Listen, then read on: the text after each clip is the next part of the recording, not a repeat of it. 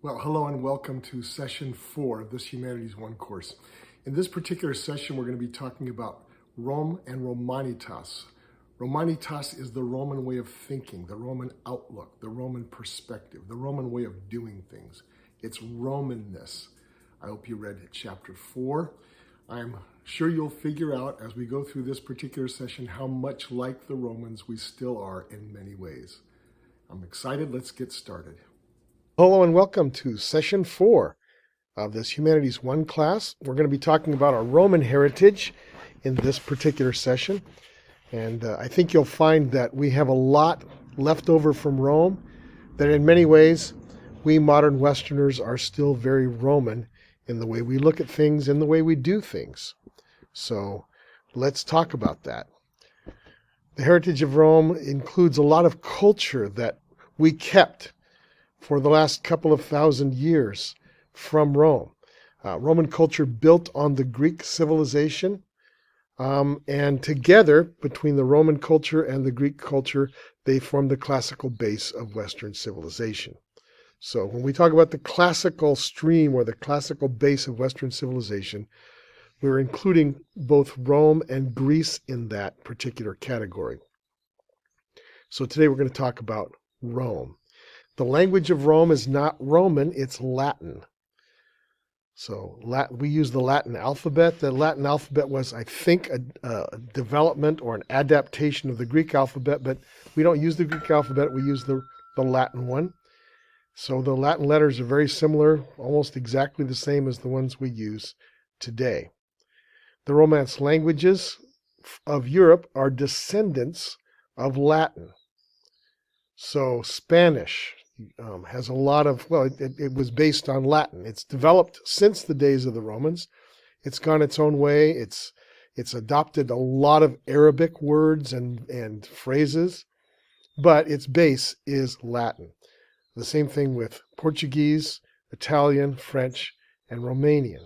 So these are the Latin language. When the Roman government went away and the barbarians took over in the Middle Ages, this is what happened to Latin. It became Spanish, Portuguese, Italian, French, Romanian, and even a couple of other smaller languages. And Latin has been the language of education for approximately 2,000 years. I know my grandmother, who was a scholar, had to learn Latin in high school, and if she was going to go to college, which she did, very unusual in those days, but she did go to college back in the 1920s. And in order to do that, you had to take Latin. And so up until about that time, Latin was required for higher education. Since then, it is not. But people could travel the world. Scholars could travel the civilized world and talk to other scholars in Latin.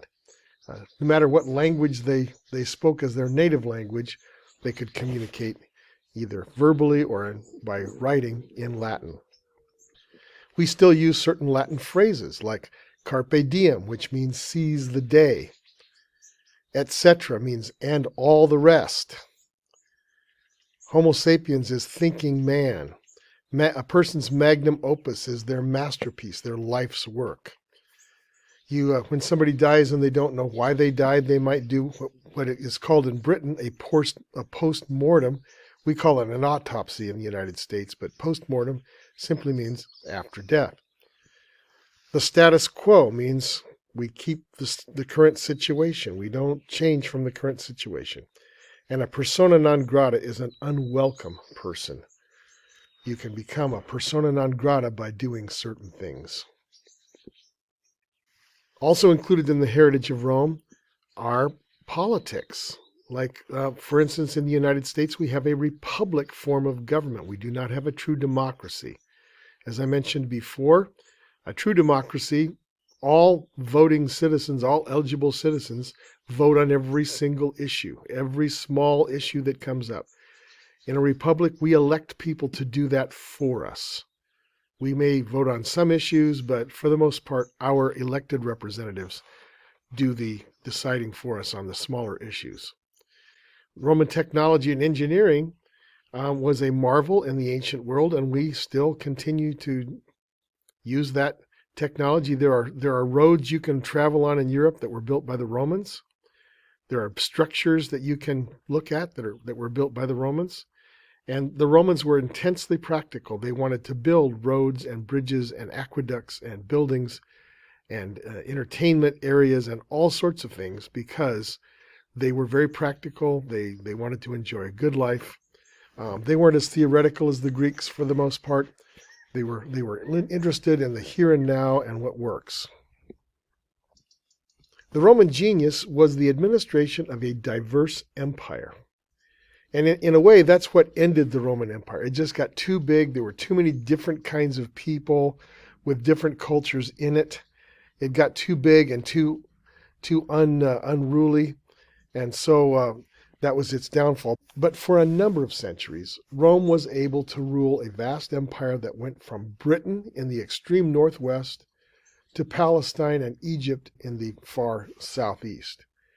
And that's a lot of different kinds of people.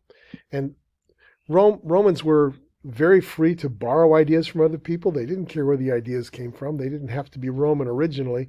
But what the Romans would do would be to borrow those ideas, those technologies or whatever it was, and then Romanize them to suit their needs and their tastes. So they would borrow something, fiddle with it, and then make it Roman. Let's look at a Roman timeline very quickly. I'm going to go over this in detail, but 1175 BCE, according to legend, Aeneas escaped Troy's destruction, traveled to Italy, according to legend. In 753 BC, Rome was founded by the brothers Romulus and Remus. 509 BC, they changed from a monarchy to a republic. 264 to 146 BC were a series of 3 wars called the Punic Wars. In 45 BCE, Julius Caesar became dictator. And in 27 BCE, his nephew Augustus established the empire.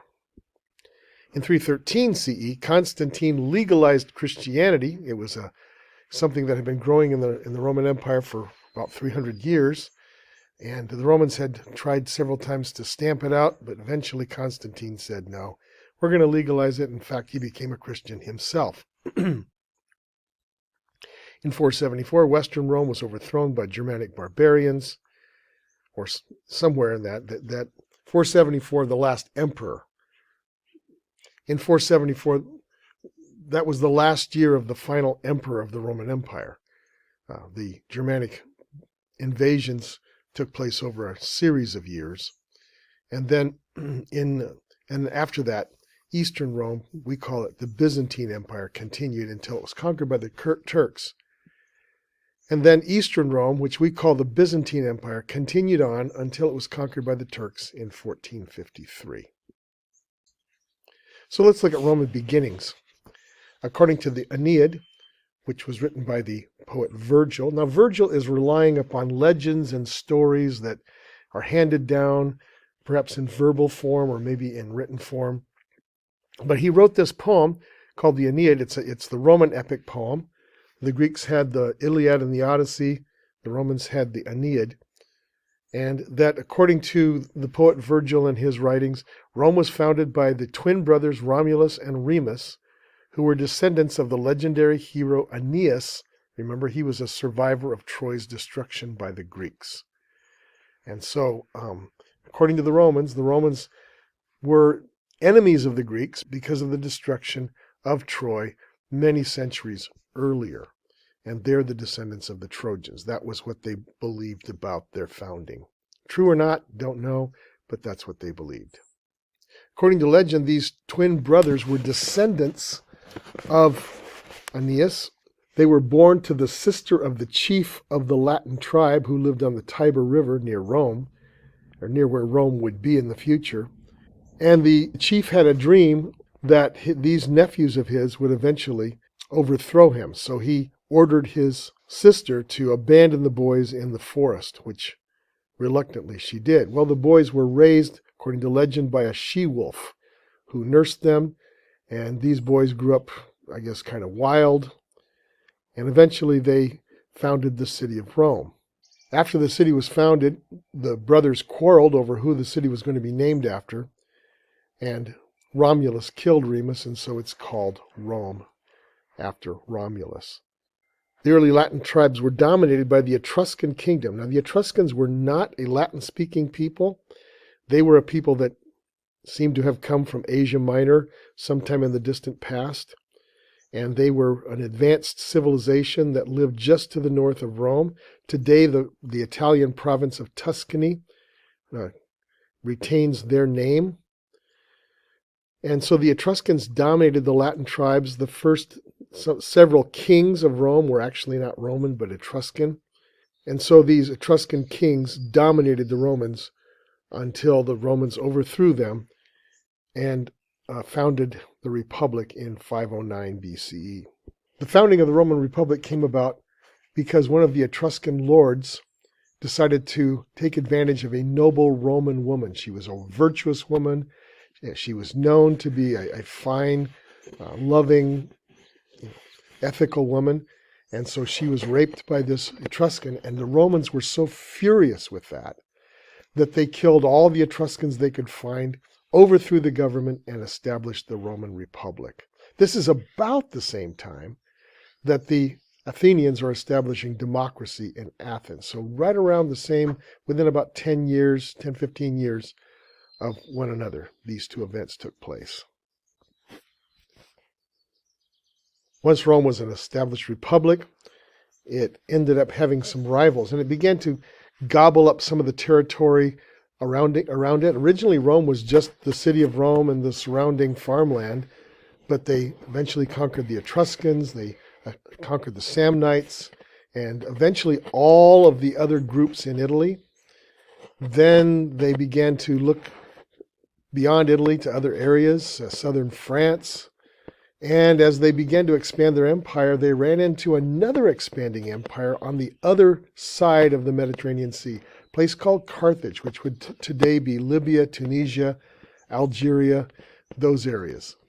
And the Carthaginians were also ambitious. They were also forming an empire, so it was inevitable that Rome and Carthage would collide.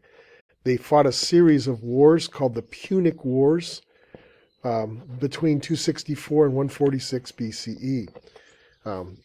Much of the time, the Carthaginians were winning, but the Romans would just never give up. So eventually, what the Romans did was they destroyed the city of Carthage. They took a lot of its people as slaves, and they ended up annexing all of Carthage's territory. So now Rome is on both sides of the Mediterranean. It took over the Carthaginian territory in North Africa. It annexed Spain, which had been a Carthaginian colony. And it is beginning to expand, eventually expanding as far as we had talked about earlier, from Britain to Egypt.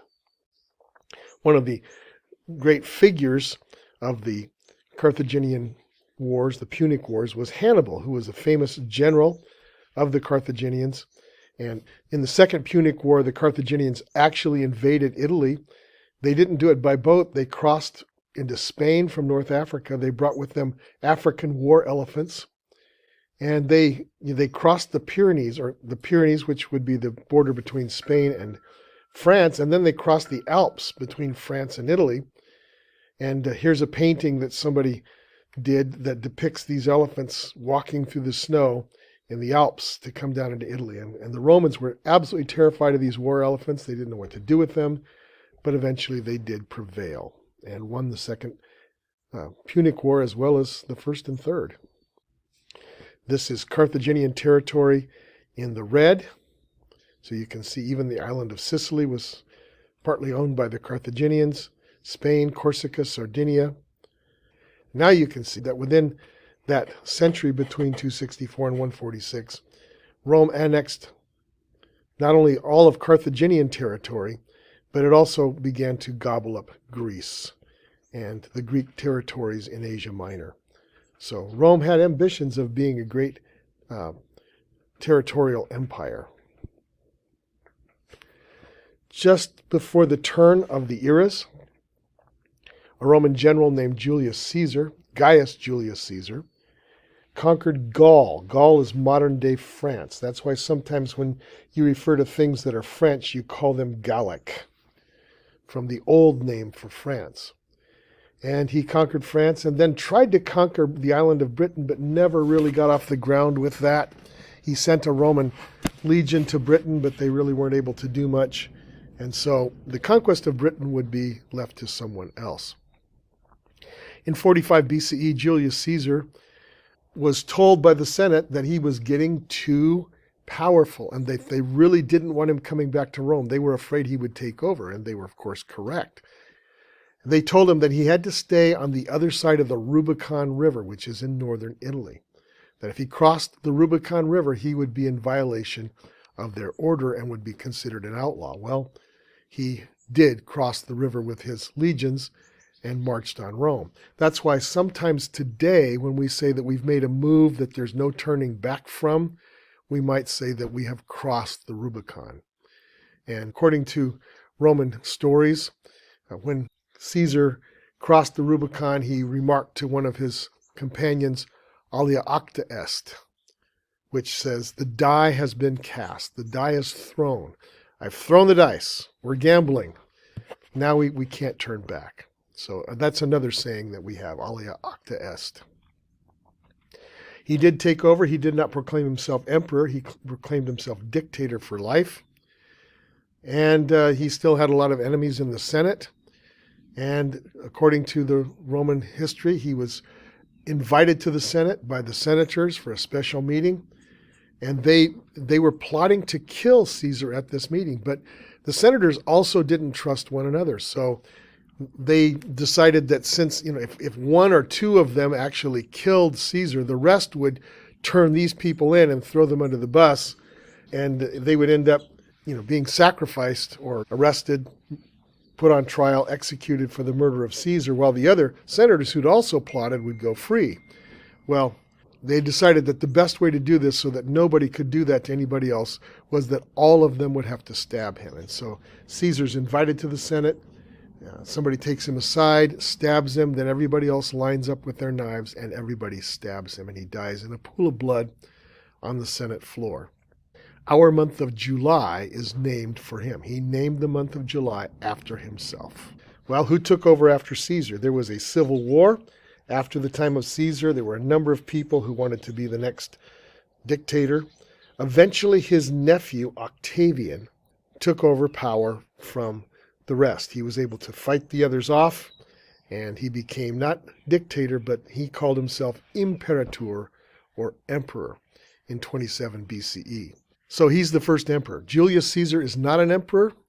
His nephew Octavian, under the name Augustus, is the first emperor of Rome. And he did like his uncle did, and he named a month after himself, and that's the month of August, named after Caesar Augustus. Let's talk about Roman family life, Roman society. There were 4 classes in Roman society.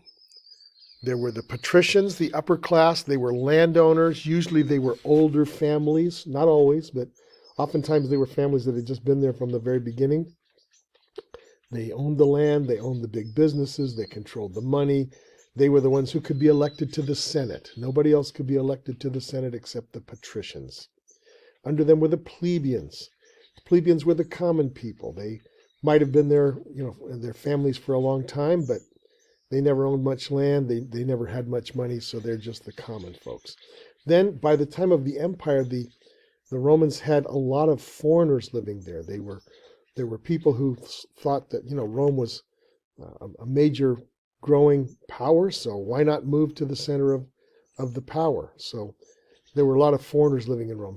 You would find Arabs and Jews and Germans and Britons, and all sorts of people, Gauls, people from Spain, people from North Africa, black folks, all sorts of people, even Asians who were there on the Silk Road to do the trading with China. So you'd find all sorts of people in Rome, just like in any major city today, Los Angeles, New York, London.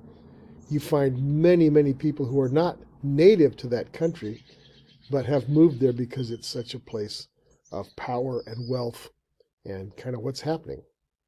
At the bottom of the social system were the slaves. Rome was a slave-based culture. Don't think of race when it comes to slaves. Anybody could be a slave. If you had fought Rome at any particular period and lost, you might be taken as a slave. So slaves were black, white, brown, whatever color that you could imagine. People who ran afoul of the law could lose their freedom and become slaves. So although these classes were pretty rigid, there was a certain amount of social mobility. So we know of cases in which slaves somehow either bought or gained their freedom, were given their freedom by their masters, maybe even became fairly wealthy. Foreigners could become Roman citizens at some point, and plebeians could move up into the patrician category. But it wasn't easy. Don't mistake that it was an easy thing to do, but it did happen sometimes. Family life was presided over by the father, the pater familias, who held nearly absolute power. And you see these carvings in some of the homes that are still preserved, for example, in Pompeii and Herculaneum. The homes that are still preserved in the volcanic dust from the eruption of Mount Vesuvius, you'll see these niches in the main room of some of the houses. And that's the founder of the family. That's the builder of the house and his wife looking down on you. Even though they're dead, they're not really gone. And they still hold a lot of power. So the father ruled the family. The mother would be active. I mean, women could be out in public. They could do things. Unlike a lot of the Greek women or Athenian women were supposed to be at home and not seen much. The Roman woman was out and about doing things, running businesses, socializing, shopping, and being very involved. Okay, let's talk about the Roman legal system. The Roman legal system was very complex and very thorough. Before the laws became written and known to the public, they were simply known to the legislatures, and unfortunately people could be arrested for offenses that they had no idea they were committing. So eventually, in the time of the Republic, the citizens rebelled against the government and demanded that the laws be made known. So the government gave in to their request and wrote down the law of the 12 tables, 12 tablets of stone, in which the laws were written and displayed in public places all over the Roman world. And so the law of 12 tables became accessible to the public so that people could be aware of at least the main laws that they were obligated to obey. Roman law also made provision that the government should be constructed with checks and balances so that no branch of government, no one person, no group of people in government could have too much power. And they're like today, we copy their 3 branches of government to some degree. The branches of government included the legislative assemblies. It included the Senate, which was for the upper class. Legislative assemblies were for the common people. The Senate was for the upper class, the patricians. And the consuls functioned as the executive branch until the emperor took over. Consuls, there were usually 2 consuls that made decisions together, more or less like our president or like a prime minister would do. Today we have modified that. Government also featured term limits. You could only serve for so long, at least in the legislative assemblies. I think the Senate you could serve for life. Provisions for vetoes. People could veto what the other branches of government wanted to do. And there were regular elections. Now again, elections can be fair or not fair, but there at least were some provision that people could have input. And citizens had the right to a fair trial. They could not be imprisoned without a cause. You couldn't just arrest somebody without a charge. There had to be a charge. And again, charges can be trumped up, but by the same token, there had to be some kind of reason for a person to be detained. And we see that today we have many of those same kinds of provisions. Now, our law system is based on a true combination of the elements of Western civilization. We have Judeo-Christian values. Our laws, at least originally, reflected Judeo-Christian values, principles, truths. But the system, the way the system is constructed, the way the laws are carried out, and the way the laws are applied, that tends to be more Roman. So it's a true blend of the two. The Romans were famous for their architecture, some of which still survives. For example, you see in this picture an aqueduct. This is in a Spanish town. The Romans were there colonizing Spain, and the aqueduct is still there. I don't know if it still functions. I doubt it. Probably parts of it are missing, but The aqueduct is that part is still there. They learned how to use concrete. First, they were using, like the Greeks, they used blocks of stone, but they found out that was really time consuming, and the Romans were in a hurry to get things built. So somewhere they learned the concept of concrete, where you mix mortar and gravel and sand together, and it makes something as hard as stone. And you can mold it in any shape you want. You can even put bricks on the outside to make it look pretty. So with the use of concrete, their projects greatly expanded and multiplied. They had different types of buildings, public buildings. Insulae would be what we would call an apartment complex. There'd be a number of dwellings, maybe 2 or 3 rooms per dwelling, and they'd be stacked up maybe 4 stories high, much like what we have today in our cities.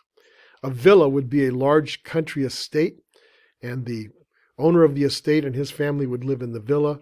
They would have slave quarters. They would have quarters for other people that worked on the estate that were not slaves. But it was a large farming operation. And then a basilica is a large public building. We think of a church when we hear the word basilica. But in the Roman Empire, a basilica was just any large public building. Eventually, churches took those buildings over, many of them, and so it became a church term, but it wasn't in the beginning. Romans were great city planners.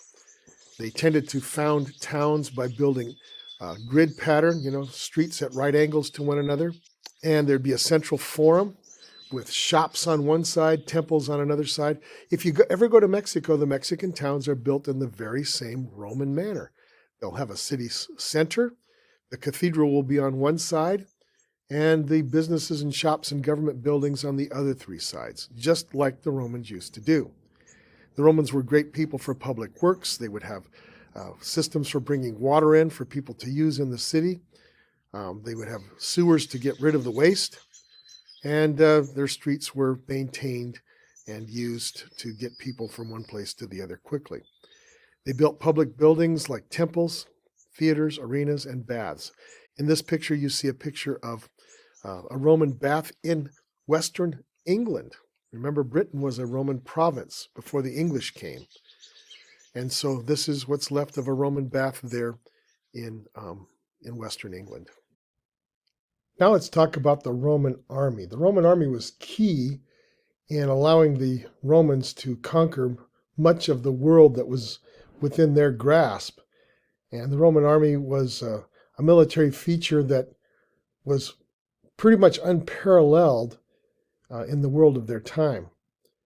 The early Roman military was a militia. A militia is a group of people who train, kind of like the National Guard. They train, but they're not full-time soldiers. They get called up in times of emergency, but they should be ready to go with their weapons and trained and knowing what to do. So the Roman military was a militia of landowners in the beginning, but in 107 BCE, Rome opened the army to volunteers of all classes. And so it wasn't just citizens, it wasn't just landowners, it was anybody who wanted to join. Slaves couldn't join, but everybody else could.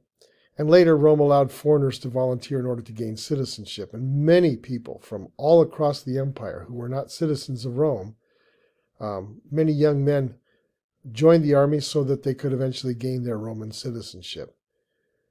So the Roman army was pretty amazing. The late empire saw a significant proportion of army manned by volunteers, meaning that here's the situation. Rome never successfully invaded any place in Germany. They had some incursions, one of them which was the Battle of the Teutoburg Forest, in which the Romans were soundly defeated by a conglomeration of Germanic tribes. But they were guarding the border. They just decided, okay, Germany's never going to be something we own, so we'll just have border garrisons. But by the 4th and 5th centuries AD, many of the people guarding the border were German volunteers into the Roman army. So when their cousins across the river were talking about wanting to come in and invade, well, sometimes the Roman army wasn't as effective as it could be in keeping the barbarians out. Roman armies tended to win, however, because of high training and discipline. They would lock shields. They had formations in which the shields were locked together. Every man knew his place. And if somebody was killed, then the guys on both sides of that person would step over the body, lock shields, and remain in formation. It was highly disciplined. And so that's why they tended to win over other armies who were not as disciplined or experienced. Besides infantry, the Romans also had cavalry and artillery. And here's a drawing of a Roman catapult or trebuchet that they would have used very effectively against their enemies. So here is a copy of a Roman catapult, sometimes called the trebuchet, that the Romans would have used in their military operations. It is being operated by my grandson. Are you ready? Here we go. Pretty cool, right? You could serve in the army for 30 years as a volunteer who was not a citizen, and at the end of 30 years, you would be given citizenship and a plot of land in a conquered country. So that was motivation for lots of people to join the Roman army. So Rome ended up ruling over a diverse empire, including peoples from a wide range of cultures, religions, ethnicities, and languages. Again, it was a wonderful thing it was able to do, but at the same time, it was a very difficult thing to do, and in the end, they couldn't maintain that. They had several dynasties or lines of rulers that ruled over this empire. The Julio-Claudians, which would include the first emperor, Augustus, his nephew Tiberius, Claudius, and finally Nero. Then there were the Flavians, Vespasian and Titus, the Antonines, Nerva, Trajan, Hadrian, Antoninus Pius, and Marcus Aurelius, and there were others, many emperors over the years. The last one fading off the scene in 474 of the current era.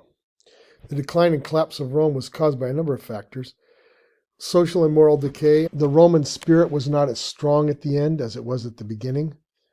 People were not as willing to live and die for an ideal or an empire as they were in the beginning. And of course, society sort of fell apart. There was a lot of crime and social division. I mentioned the stresses of a large empire and diverse cultures. It just got too many pieces that were too different, that couldn't meld together. It was very difficult to rule. Then there were the barbarian invasions beginning, well, it had been going on all along at different times, but in the 5th century, the barbarians began to push in, and finally, they collapsed around 474.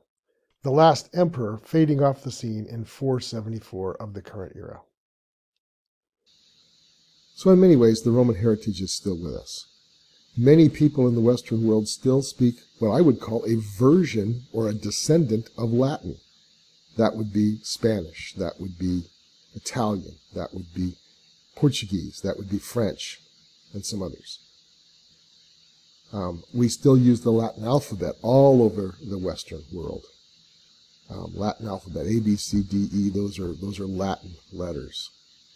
Law, our laws, again, are at least partly based on the Roman system in many Western countries.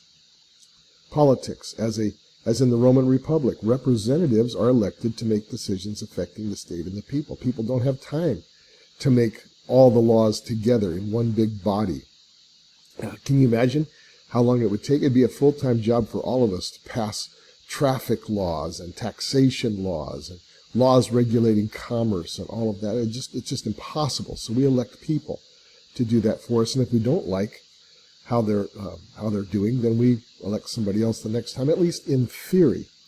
So we don't have a true democracy. We have a republic like the Romans. Our infrastructure, current technology and engineering pass on the intensely practical nature of how the Romans looked at things, and that's called Humanitas. Humanitas was the Roman perspective, the Roman outlook, the Roman way of doing things. And in some ways, here in the United States and in many other Western countries, we are still very Roman. And so we need to understand our roots, at least in those parts of our roots that come from Rome.